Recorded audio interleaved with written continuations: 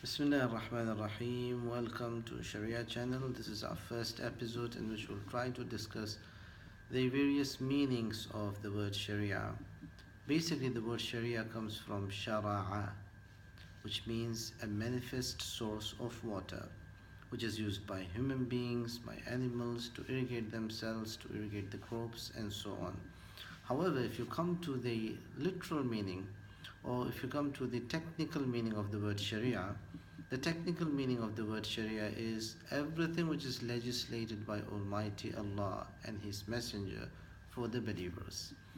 If you go back to Ibn Hazm, for instance, to Ibn Taymiyyah, or to other scholars of Islamic Sharia, Islamic fiqh, and so on, like Ibn Abidin, for instance, you'll find them that they include everything which is legislated by Almighty Allah, whether related to moral values, whether related to social values, financial values, educational system, judicial system, cultural system, everything which is there prescribed by Allah and His Messenger as values, principles, legislations, and so on and so forth is included in Sharia. So it's very wrong to say that Sharia means strict laws which are implemented in the Islamic codes against the criminals who commit crimes, and confine Sharia to the criminal laws which are found in Islamic fiqh. In fact, the criminal laws or the penal laws cover only one chapter in Islamic fiqh. Islamic fiqh is a huge thing. Islamic aqidah is a huge thing. Islamic values are considered to be a huge chapter, and so on and so forth. So we should not confine Sharia into a tiny sector of laws and consider Sharia as something which is confined to that matter. Maybe because the Muslim countries were invaded by some Western powers for a long period of time, and when they came in, when they invaded the Muslim countries, one of the things which they did is that they suspended the penal laws which are there in Islam and the judicial laws which are there in Islam. That's why, as a reaction, many people started calling back those laws, calling back for those laws.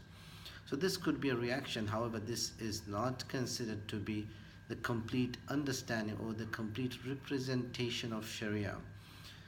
In the Quran, we may find in Surah Al-Jathiyah, one of the verses is speaking about Sharia, which says, ثُمَّ جَعَلْنَاكَ عَلَى شَرِيعَةٍ مِنَ الْأَمْرِ.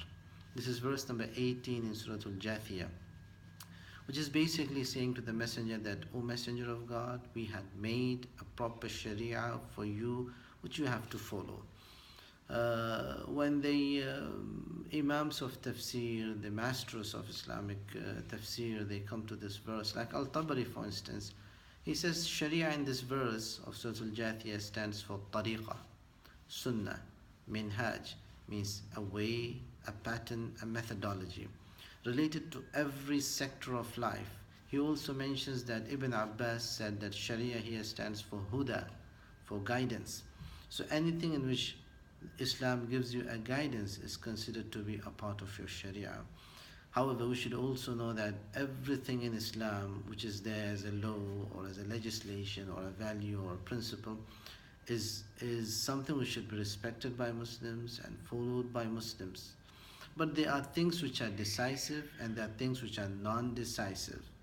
Like those who will study Islamic civilization, Islamic law, Islamic legislations, Islamic knowledge in general will discover that almost 10% of the Islamic legislations and laws are considered to be decisive, whereas 90% or even more than 90% of the Islamic laws are non-decisive. Means they are based on ijtihad, which means they are based on human reasoning, human comprehension, human understanding, and so on and so forth, which is affected by time, which is affected by location, and affected by many other things. So with this, we come to the end of this episode.